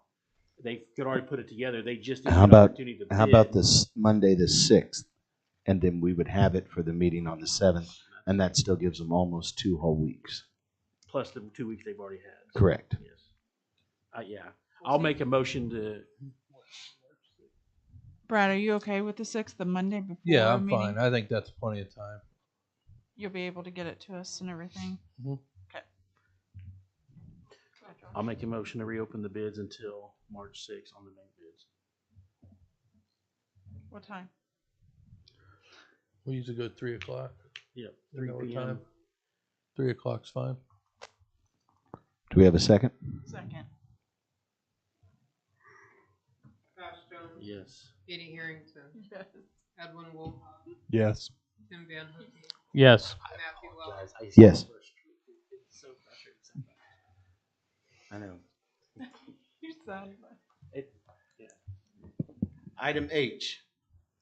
I believe we were going to go into executive session. Does Yes, someone want a Mr. motion? Mayor, I move the city commission recess into executive session for the purpose of personnel matters of non-elected personnel exception in KSA 75-4319B1.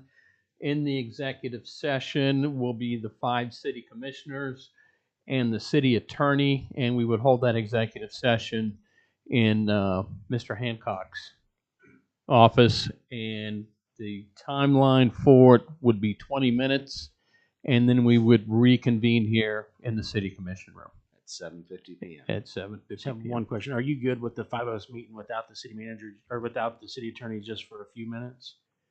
Well, we can We can send him out afterward, or Bob, on that, we can send you out within that 20 minutes, right? At any time. Whatever you want to do. Thank you. All right, do I have a second? Second. Well, we can always come out and go back in. Yes. Edwin Wolf, Yes. Yes. Yes. Matthew Wells. Yes.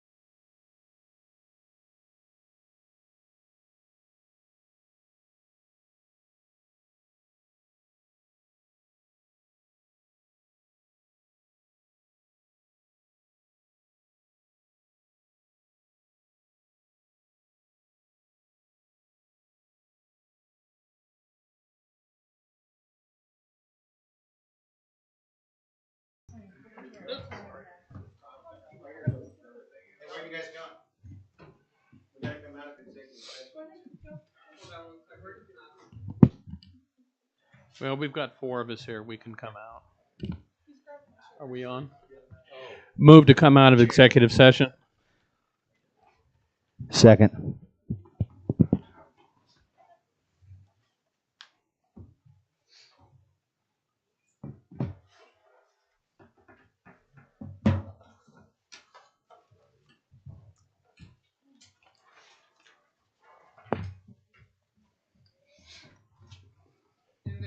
Yes. Yes. Yes. Yes. I guess that motion should have said no action. Just to, Well, I mean, we do have We just want to table this until the table next meeting? this and request that the city attorney.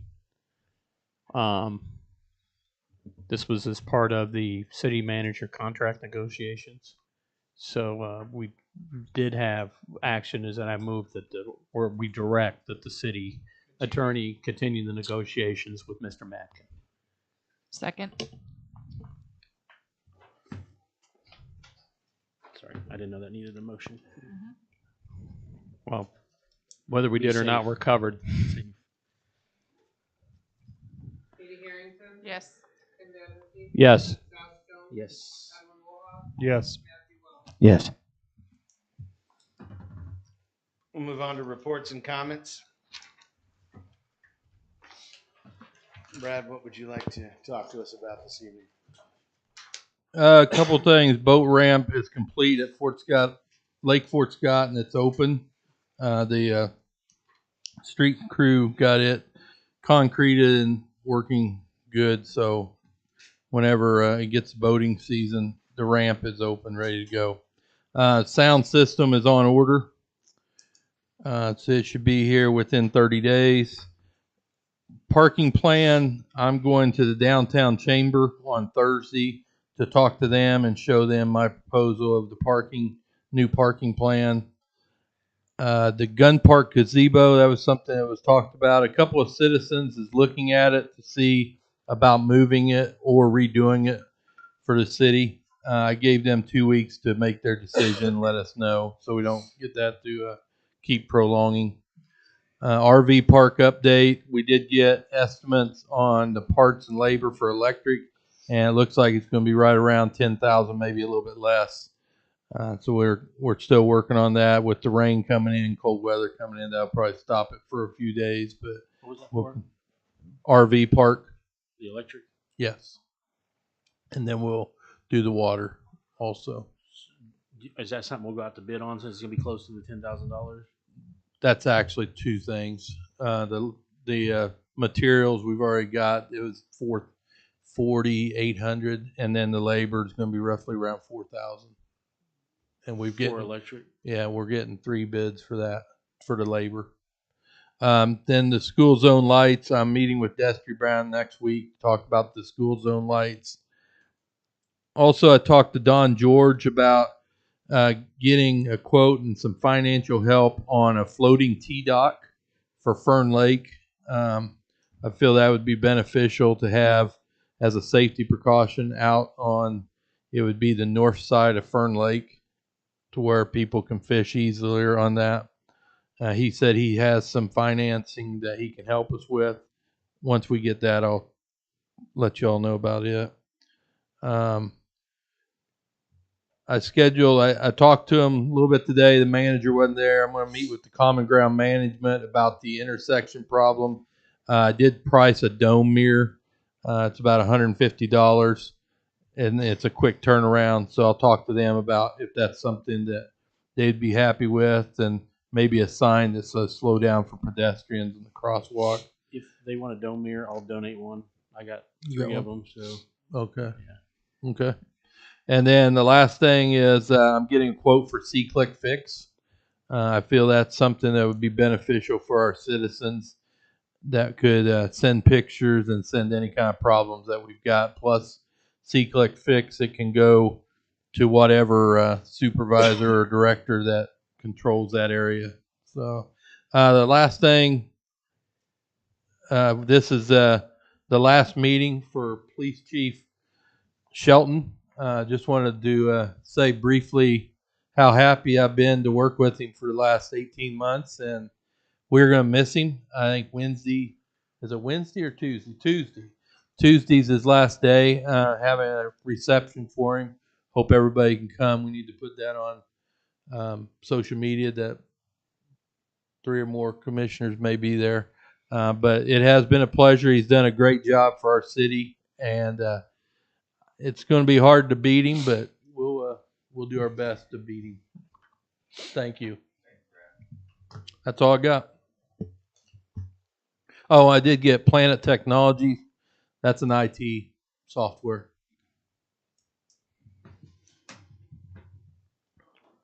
have a question before we move any further. For that public hearing, it was to close out that grant. That's what I was wondering. So I believe we may have to make a motion to close it out so that Matthew can sign the paperwork. I'll make a motion to close out the CBDG grant for 816 North. 8 and 16 North National. Second. Hold on. All the documents are there. David Everett, Yes. Edwin Woolhoff, Yes. Katie Harrington, Yes. Josh Jones, Yes. Matthew Wells. Yes. I will, while we're talking about CDBG, Carrie Spoon is leaving CDBG or whatever the company is, and Susan Gailmore will be our representative starting, I do believe, effective now. So she'll be 28. So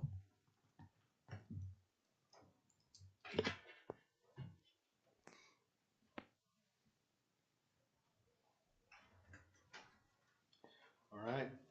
Jason, anything else you needed to update us on this evening? Just a couple updates, Mr. Mayor, Commissioners. I know Brad had asked me about the school zone light. There is a program at the state, and I called, and the number is to the state traffic engineer, so I didn't expect to talk to anyone, but I left a message, so I'll try to follow up because I think they cover a lot of cost for that, so I'm going to continue to chase that down. I left a message, but no one ever called me back.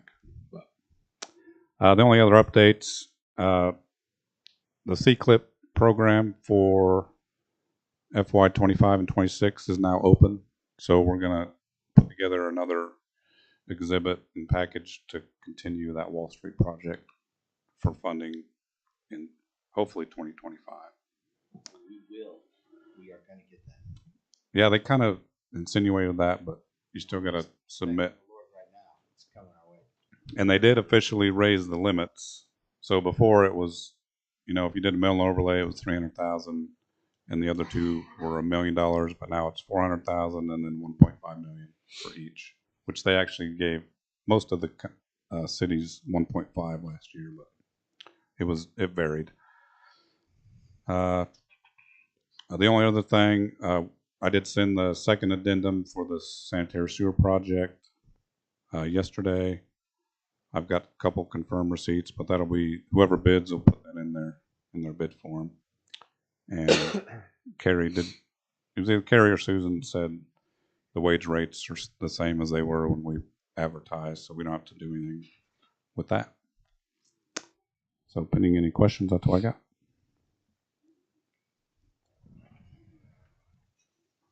All right. If nobody has any questions, thank you very much, Jason. Thank you. And let us know when you get those bids back on the pumps in the tank. All right, we will move on to commissioner comments. Edwin, would you like to lead us off this evening? Sure, because I have nothing to add. Okay. All right. Josh? Yeah, I will make it real quick. I just have 4 or 5 things just to think about. That's for you.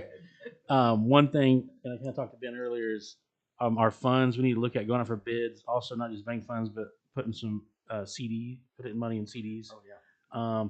Number 2, keep getting hounded about 3rd and Margrave for the school. The time school's getting picked up, there's a school line that goes, and they move as traffic goes, and it's really, Travis, I'm sure you've been aware of that. Oh, Is that's there elementary and then elementary? Yeah. Is there second. anything we can do there? Any ideas or anything to work with the schools?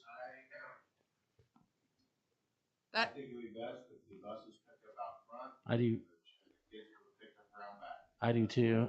you talking about Eugene where instead of And as a bus driver, I know doing that it was tough for bus drivers to deal with.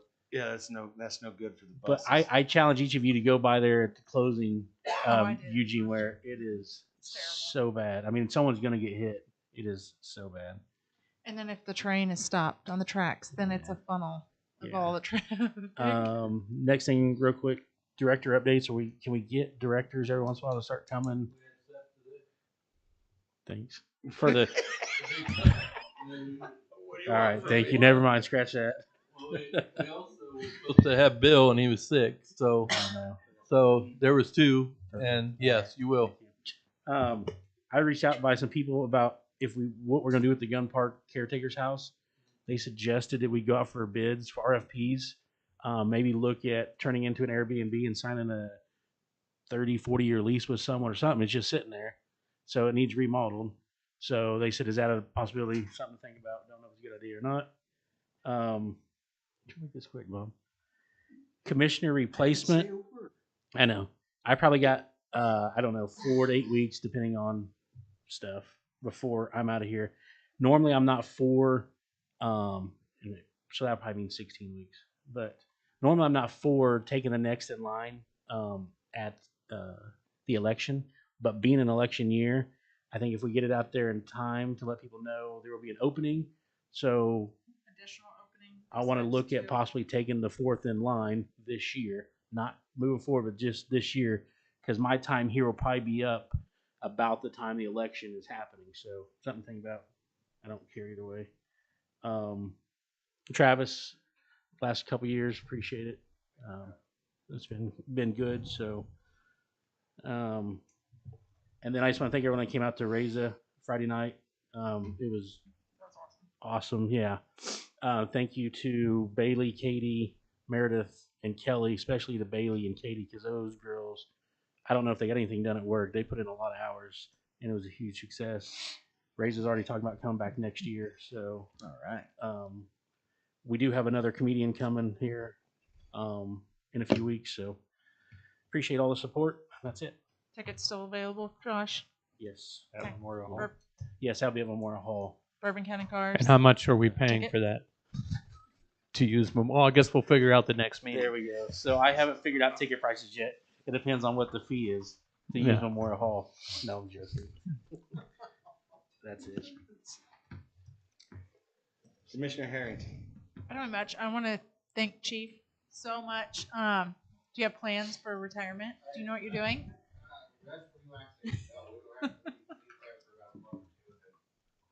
And then he's running for city commissioner. That's it. That is it. I appreciate all you do, and I hope for a good transition and everything's good. Other than that, I don't have anything else. Like, Commissioner Van Hook. Yes. Again, just to echo Chief Shelton, it's been a true honor to get to know you, sir, and better yet to get to spend time with some of your guys. I mean, the ride along that I did with your guys and all. I mean, it speaks volume of the leadership that they've had, and I know, that you're going to be sorely missed in that position, and may God give you decades of retirement to enjoy. You've done your time, and now it's time for you to kick back and relax. And I was only half kidding about running for city commission someday. So, with that said, just that, and congrats to the volunteers, the Reza show, and the other items that are here to benefit the town. And I do want to seriously, the design and review board stuff, but even more so what I'd mentioned last meeting, to start going through some of the codes that we have in place, where we have repeat offense after repeat offense after repeat offense, and all we keep doing on our end is sending them a letter. I think it ought to be a one letter, and then any other infractions that year is a citation. And if that still doesn't do it, then we need to send, city truck over and take care of what needs to be done And bill and bill them for it. It's not fair to their neighbors. So I will continue to look at that. If you don't mind, Commissioner, Brad, did Norm talk with the judge last week about that particular issue? I think they did, and he did not have a good answer other than get with Bob. Okay.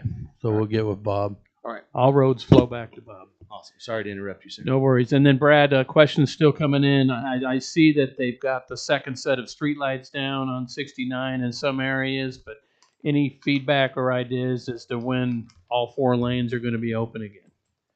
I did get to talk to somebody, not saying he was a supervisor or anything like that. Weather permitting, we're still out about 2 months. 2 months before we get all 4 lanes back. Yeah. Wow. Okay. That's all I have. Okay. Real quickly, I would like to touch on with these great packets we've been getting lately.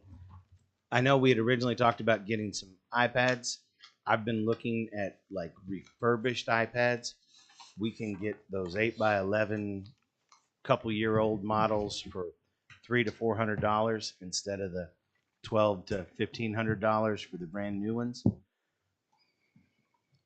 If, from what I was told, we're spending about $6,000 to $7,000 a year on the printed papers and the ink associated with it.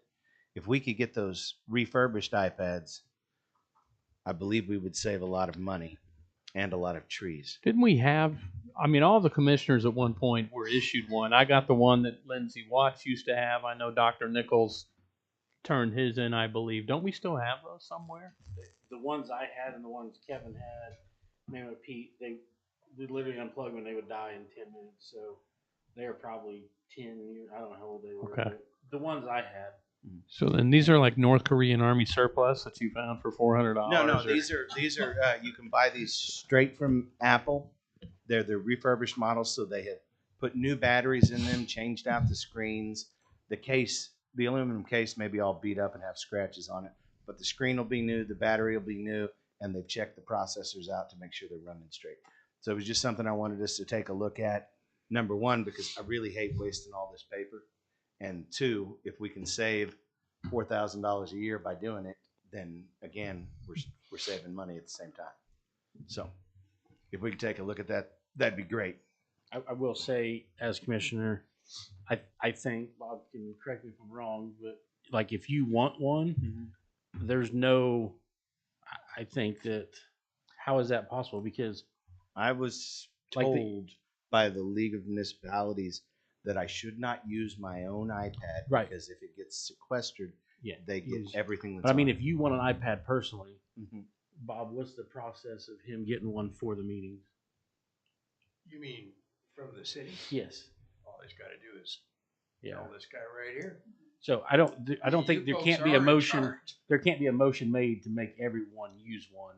Well, But I'm just okay. saying. So I'm just saying, so if if you I want want one, I just tell Brad and he buys it for me.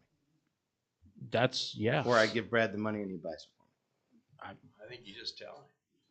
Does anyone? We have the service because Yeah. because we have a commissioner right here that's got Yeah. electronic So service. and it's used in the past. So Okay.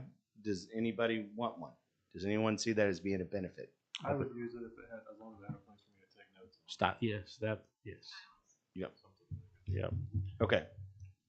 What about you, Commissioner? Commissioner? I won't be here long enough to. Well, to we use can give one, it to the so- next guy. If they had a stylus, yes. I am a big fan of paper, and so I don't need all of it printed off. I can just get.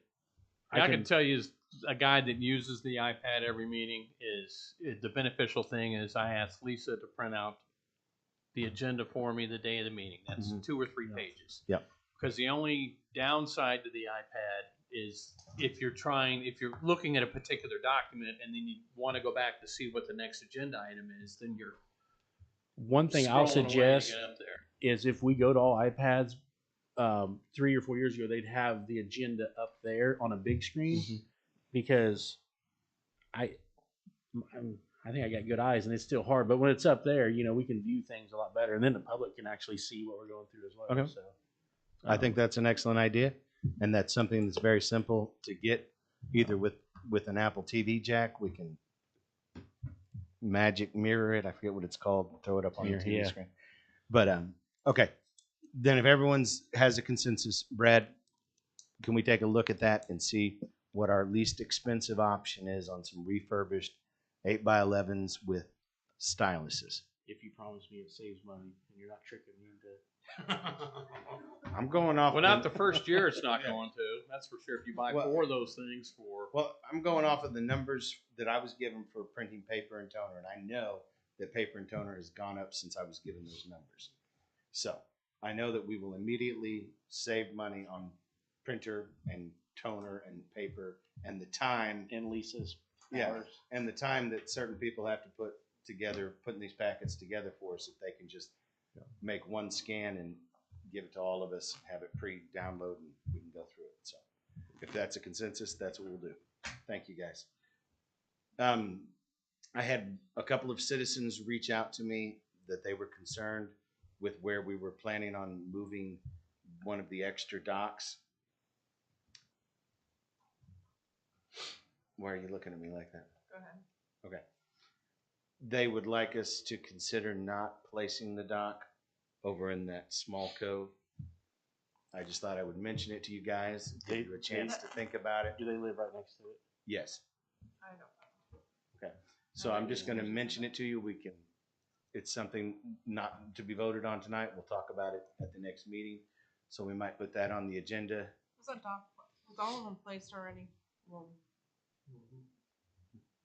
So they're already done, it's already a done deal?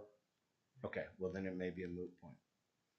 So, we could still move it, couldn't we? we could still move it. Yeah, we could, but I mean, That'll be a cost to it was us. kind of determined ahead of time. And Yeah. I think the folks that live out there were aware of where we were going to put these Yes, things. they were. Did you get a reason why?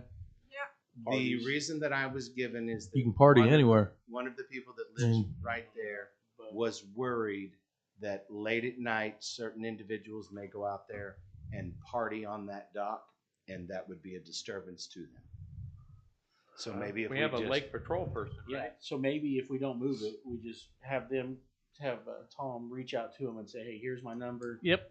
If, anything Or- happens. yeah, or if we put a sign there that says nobody on the dock after such and such an hour, something like that as well. But yes, I think that'd be an excellent compromise, and then we've taken. Do that.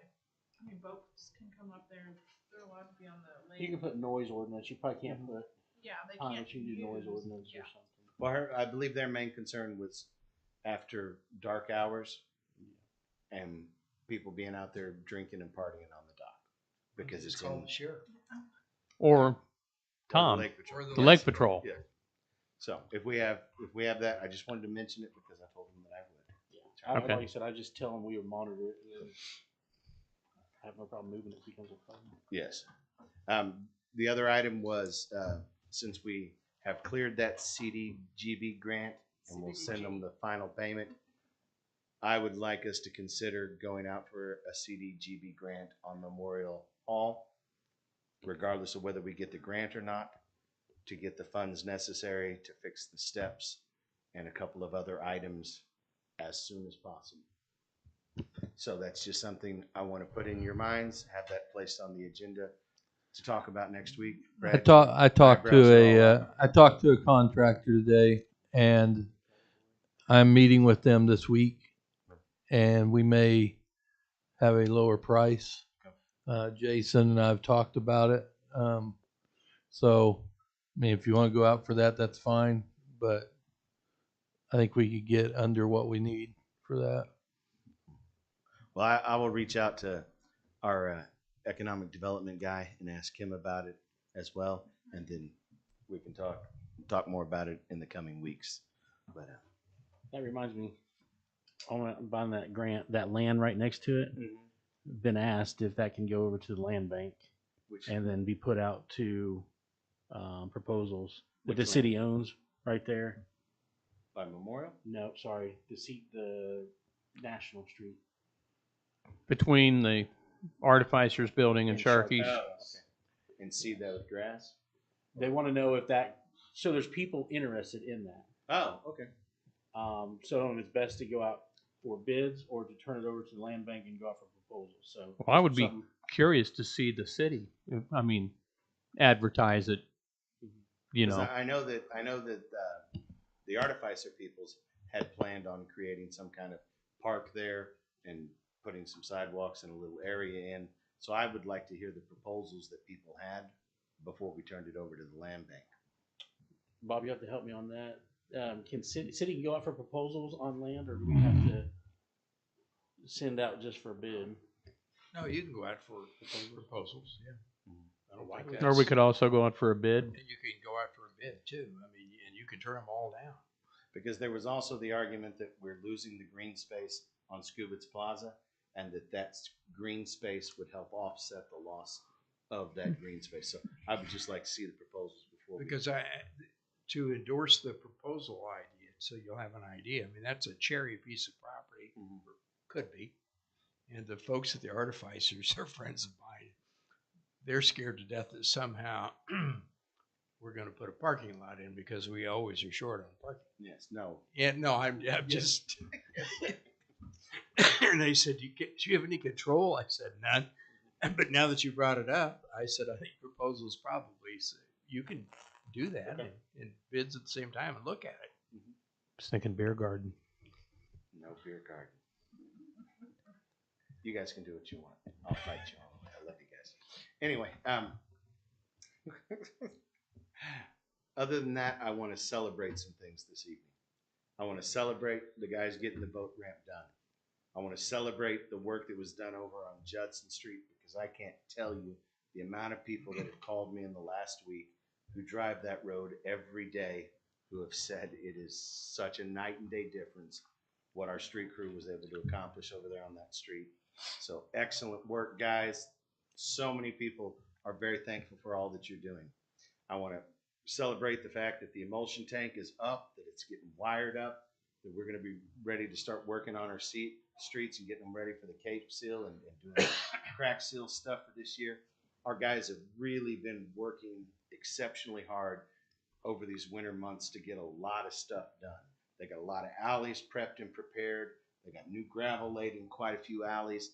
They've done a lot of work, and I don't know that people out there know the amount of stuff that these guys have been getting accomplished. So I just want to celebrate those things. And Travis, there's no replacing you. You know that. We're going to move on in a new direction, but there's just nobody that will ever be able to do, I believe, what you did. And that's no slight against anybody else. That's just saying to you from the bottom of my heart, thank you for your care about this community and being the person that you are. And just thank you, man. Appreciate you a whole lot. Bob, do you have anything for us this evening? Just one thing, I can't let this go because of Travis. I've worked with Travis, he and I were talking the other day. I've worked with Travis since the first day he got here. And I can't tell you what a delight he has been in all those years, no matter what the issue is, tough ones, easy ones, whatever. He's always been a consummate professional person to deal with. And I did everything within my power, including talking to his wife, to see that he wouldn't quit and would give us another couple of years. But he's a very determined guy, and I wish him the very best.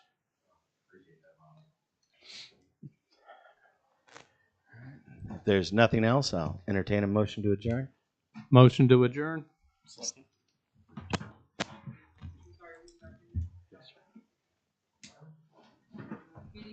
Yes. Yes. Yes. Yes.